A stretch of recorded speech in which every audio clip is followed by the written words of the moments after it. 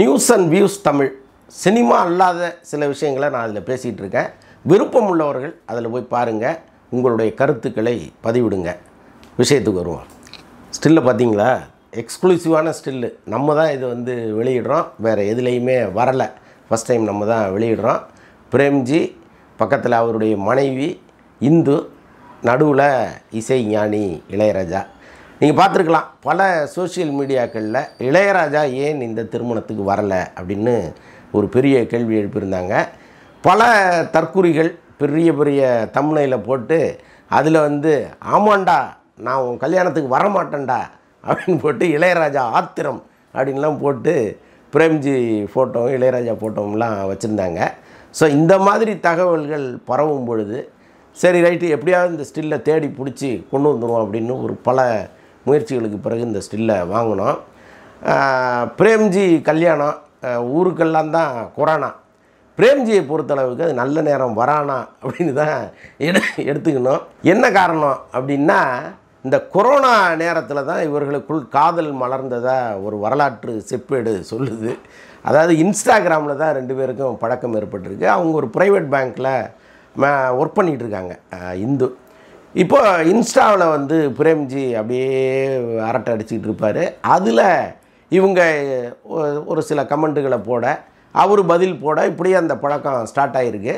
அப்படியே நீண்ட நாட்கள் இவங்க 2 பேரும் பேசிகிட்டே இருந்திருக்கிறாங்க. அப்புறம் திடீர்னு ஒரு கட்டத்தில் 2 பேருமே டிஸப்பியர் ஆகிட்டாங்க. அந்த கான்டாக்ட் இல்லை. இவர் நடுவில் ஏதாவது வேலைகளில் பிஸி ஆகிட்டாரா இல்லை அவங்க பிஸியானாங்களான்னு தெரியல. அப்படியே அந்த பழக்கம் ஆல்மோஸ்ட்டு முடிஞ்சு போச்சு. கிட்டத்தட்ட ஒரு வருஷம் கழித்து அந்த பெண்ணே அதை ரினியூவல் பண்ணதாக தகவல் இருக்குது. மறுபடியும் பிரேம்ஜியை தேடி பிடிச்சி என்னங்க மறந்துட்டிங்களா அப்படின்னு ஒரு கமெண்ட்டு போடும்போது, அடடா நீங்களா எப்படி இருக்கீங்கன்னு இவர் ஒரு கமெண்ட்டு போட, அப்புறம் மறுபடியும் அந்த நட்பு துளிர் விட்டுருக்கு. அப்படியே பேசி ஒரு நாள் வாங்க நம்ம மீட் பண்ணலாம் அப்படிங்கும் பொழுது 2 பேரும் வெளியில் ஒரு இடத்துல சந்திச்சிருக்கிறாங்க. அந்த முதல் சந்திப்பே அவங்களுக்கு காதலாக மாறினது தான் பெரிய ஆச்சரியம். இதில் இன்னொரு பெரிய உலக அதிசயம் இருக்குது. என்ன தெரியுமா? இந்துவினுடைய அம்மாவுக்கும் பிரேம்ஜிக்கும் ஒரே வயசு. இருந்தாலும் காதலுக்கு கண்ணில்லை, காதலுக்கு எதுவுமே இல்லை அப்படிங்கிறது தான் இதன் மூலம் நிரூபணமாக இருக்குது. நான் இந்த எதுவுமே இல்லைன்னு சொன்னது நீங்கள் ஏதோ நான் கிண்டலுக்காக சொல்கிறேன்னு நினச்சிக்கக்கூடாது. பெரும்பாலும் இந்த சினிமாக்காரர்கள் அந்தஸ்தில் ரொம்ப குறியாக இருப்பாங்க.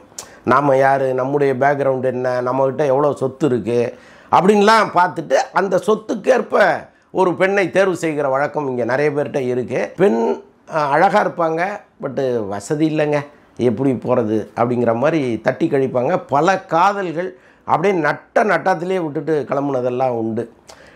இந்த நேரத்தில் இந்த காதலை கூட சொல்லலாம். நான் ரொம்ப ஆச்சரியப்பட்ட காதல் இது.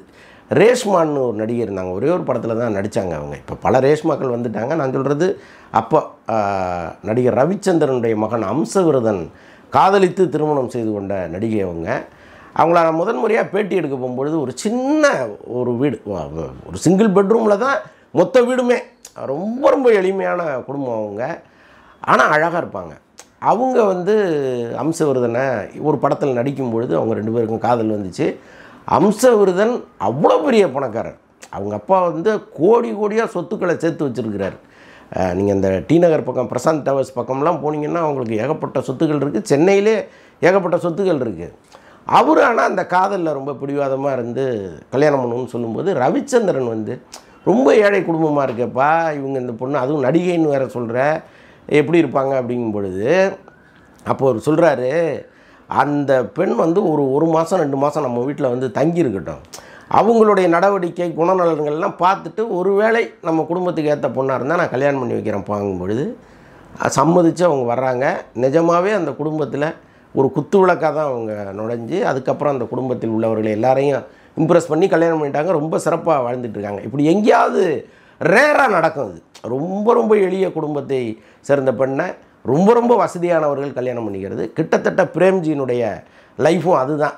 இந்த சேலத்தை சேர்ந்தவங்க அவங்களுடைய குடும்பங்கிறது ரொம்ப பெரிய வசதிகள்லாம் கிடையாது.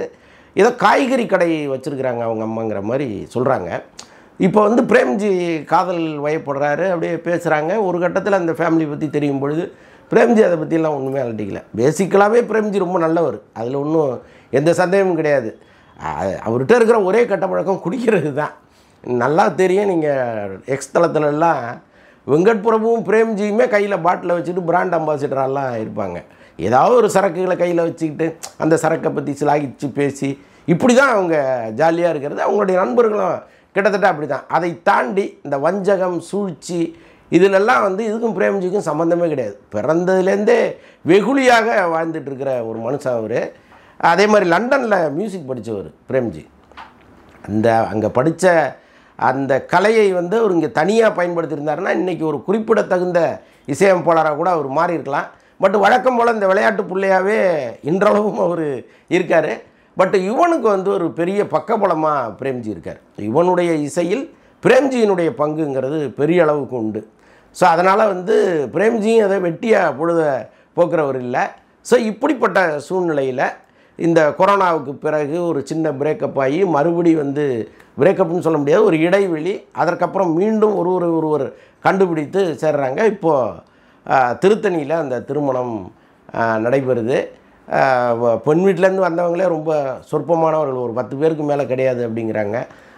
பிரேம்ஜி குடும்பத்திலேருந்தும் ஒரு 10-20 பேர் போனால் போதும் அப்படிங்கிற மாதிரி தான் முதல்ல முடிவெடுத்திருக்காங்க. பல பேருக்கு சொல்லவே இல்லை. ஆனாலும் பிரேம்ஜியினுடைய நண்பர்கள் கூட்டம் இதை எங்களுக்கு சொல்லலைனாலும் பரவாயில்ல, நாங்கள் வருவோம்னு சொல்லி நூற்றுக்கணக்கானவர்கள் அங்கே வந்துட்டாங்க. அன்னைக்கு பார்த்து திருத்தணியில் நடந்த கல்யாணம் 27க்கு மேலே. எங்கே பிரேம்ஜியை கண்டுபிடிக்கிறதுனே தெரியலையா வந்தவங்களுக்கு. அப்படியே தேடி தேடி தேடி தேடி கடைசியாக போனால் ஒரு இடத்துல வேட்டி சட்டையெல்லாம் போட்டுக்கிட்டு அவர் நிற்கிறாரு. இப்போ அந்த கல்யாணம் ரொம்ப சிறப்பாக நடந்திருக்கு. அதில் இளையராஜா ஏன் வரவில்லை, கார்த்திக் ராஜா ஏன் வரவில்லை, யுவன் சங்கர் ராஜா ஏன் வரவில்லைங்கிற கேள்வி தான் சோசியல் மீடியாவில் பற்றிக்கிட்டு எரியுது. அதுக்கு தான் இந்த ஃபோட்டோ ஒரு மிகப்பெரிய உதாரணமாக நான் போட்டிருந்தேன். இளையராஜாவினுடைய வயது கிட்டத்தட்ட 84 வயசாச்சு. அவருக்கு இந்த நீண்ட தூர ட்ராவல், இந்த வெயில், இது எல்லாமே ஆகாது. இப்போதைக்கு அவர் ஒரு மருத்துவத்தில் இருக்கார், அதாவது இயற்கை மருத்துவத்தில் இருக்கார். அதனால் முன்ன மாதிரி நாள் முழுக்க பணியாற்றுகிறதெல்லாம் அவரால் இப்போ முடியல. அவர் காலையில் 4 மணி 5 மணிக்கு எந்திரிக்கிறவர், ஒரு 7 மணிக்கு அவருடைய ஸ்டுடியோவுக்கு வந்துட்டு 11 மணிக்கெல்லாம் வீட்டுக்கு போயிடுறாரு. மறுபடியும் அந்த 11 மணிலேருந்து சாயங்காலம் 5 மணி வரைக்கும் அந்த மருத்துவம், அது ரெஸ்ட்டு. அதுக்கப்புறம் 5 மணிக்கு வந்துட்டு ஒரு 8 மணி வரைக்கும் இருந்துட்டு திரும்ப வீட்டுக்கு போயிடுறாரு. இதுதான் இப்போது இளையராஜாவினுடைய அன்றாட லைஃபாக இருக்குது. ஸோ இதில் திருத்தணி வரைக்கும் ட்ராவல் பண்ணுறதுங்கிறது ஒரு மிகப்பெரிய கஷ்டம். அது இந்த உச்சி வெயிலில். இதையெல்லாம் தாண்டி இந்த திருமணம் நடந்தபோது அவர் வேறொரு மியூசிக் கான்சர்ட்டுக்கான வேலைகள் அது ஏற்கனவே ஒப்புக்கொண்டது வெளி மாநிலத்தில் இருந்திருக்கிறார். ஸோ இதன் காரணமாக தான் அவர் வரலை. பட் இதெல்லாம் தெரிஞ்சோடனே, அடடா இந்த தேதியில் நீ வச்சுருக்கியா, என்னால் வர முடியாதப்பா, சரி ஓகே நீ வா, 2 பேரும் உன்னுடைய மனைவியும் கூப்பிட்டு வான்னு சொல்லி 2 பேருமா போயிருக்காங்க. இதில் ஒரு பெரிய ஆச்சரியம் என்னென்னா, பிரேம்ஜியும் இந்துவும் 1.5 வருஷமாக ஒன்றா தான் இருக்காங்க.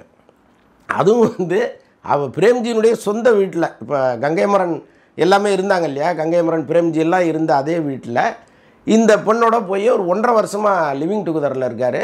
கங்கைமரன் சரி அவங்க புதுசாக லிவிங் டுகெதரில் இருக்காங்க, நம்ம இங்கேருந்து டிஸ்டர்ப் பண்ண வேணான்னு சொல்லி அவர் வேறொரு இடத்துக்கு போயிட்டார். கங்கைமரன் அங்கே இல்லை. இப்போ 1.5 வருஷமாக அவங்க ஒரு இடத்துல தான், ஒரு வீட்டில் தான் இருக்காங்க. இப்போ இளையராஜா கூப்பிட்டதும் 2 பேரும் போய் இளையராஜாட்ட ஆசீர்வாதம் வாங்கி, இளையராஜா பிரேம்ஜிக்கு என்னெல்லாம் செய்யணுமோ அதெல்லாம் செஞ்சு கொடுத்துருக்கிறாரு. இதுதான் அது பின்னணியில் உள்ள தகவல். அப்புறம் அந்த நிகழ்ச்சி ரொம்ப பரபரப்பாக ஹாப்பியாக நடந்திருக்கு. ரிசப்ஷன்னு ஒன்று தனியாக வைக்கணும்னு அவங்க முதல்ல முடிவெடுத்துருக்குறாங்க. பட் நெருங்கிய உறவுகள், நண்பர்கள் எல்லாருமே அங்கே வந்ததுனால தனியாக ஒரு ரிசப்ஷன் வைக்கணுமாங்கிற கேள்வியெல்லாம் இப்போது வந்திருக்கு. கார்த்திக் ராஜா கடைசி நேரத்தில் வந்திருக்கிறார். கார்த்திக் ராஜா புகைப்படங்களில் பெருசாக வெளியில் தெரியலன்னா கூட, கார்த்திக் ராஜா இந்த திருமணம் நடந்துகிட்டு இருக்கும்போது கிட்டத்தட்ட முடிகிற நேரத்தில் வந்துட்டு ஒரு 1 ஹவருக்கு மேலே அங்கே இருந்துட்டு போயிருக்கிறாரு. யுவன் சங்கர் ராஜா வரலை.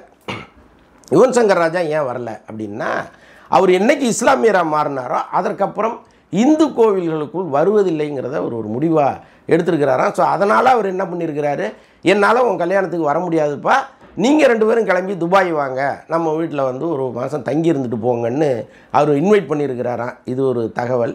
இதற்கிடையில் அந்த திருமணத்தில் எல்லாருமே தேடினது யார் தெரியுமா, வெங்கட் பிரபுவினுடைய மனைவியையும் மகளையும் தான். அங்கே அவங்க யாருமே வரலை. அது என்ன காரணங்கிறது தெரியல. புதுசாக நம்ம ஒரு குழப்பத்தை ஏற்படுத்த வேண்டாம். ஆனால் தன்னுடைய தம்பியை உயிருக்குயிராக நேசிக்கிறவர் வெங்கட் பிரபு. தம்பியை எந்த இடத்துலையும் அவர் விட்டு கொடுத்ததா வரலாறே கிடையாது. அப்படி ஒரு அண்ணன் தம்பிகளை நீங்கள் உலகத்தில் எங்கேயுமே பார்க்க முடியாது. அதுவும் குறிப்பாக சினிமா குடும்பங்களில் பார்க்கவே முடியாது. ஏன்னா இந்த சொத்து பிரிவினைங்கிறது வரும்பொழுது பயங்கரமாக சண்டை போட்டுக்கிட்டு இருப்பாங்க. ஆனால் எல்லா இடங்கள்லையும் ஒரு நெருங்கிய நண்பனாக தான் பிரேம்ஜியை வச்சுருக்கிறாரு. இத்தனைக்கும் முதல்ல வெளிநாட்டுக்கு படிக்க போனவர் வந்து வெங்கட் பிரபு தான், லண்டனுக்கு. அவன் வெளிநாட்டுக்கு போயிட்டான், என்னை அங்கே அனுப்புங்க, அவன் இல்லாமல் நான் எப்படி இங்கே இருப்பேன் அப்படின்னு பிரேம்ஜி சண்டை போட்டு போயிருக்கிறார். அப்போது சின்ன வயதிலேருந்தே அவங்க வந்து அந்த அன்போடு ட்ராவல் பண்ணியிருக்கிறாங்க. ஸோ அப்படிப்பட்ட தம்பிக்கு ஒரு திருமணம் நடக்கும் பொழுது தன் மனைவியோடு ஏன் வெங்கட் பிரபு வரலைங்கிறதெல்லாம் அங்கே உறவினர்கள் நண்பர்களும் கேட்டிருக்காங்க. பட் என்ன இருந்தாலும் பிரேம்ஜி அவருடைய லைஃப் எப்படி கலகலன்னு சிரிப்பும் கும்மாளமுமா இருக்குதோ அதே மாதிரி தான் இந்த திருமணமும். பல பேர் வந்து டேய் உங்கள் மாமியாருக்கும் உனக்கும் ஒரே வயசாமே அப்படின்லாம் கேட்டு அவரை இன்னமும் கிண்டல் பண்ணிகிட்டு இருக்காங்களாம். பட் அதையெல்லாம் தாண்டி பிரேம்ஜி வந்து எப்போவுமே மகிழ்ச்சியோடு இருக்கார், சந்தோஷமோடு இருக்கார்.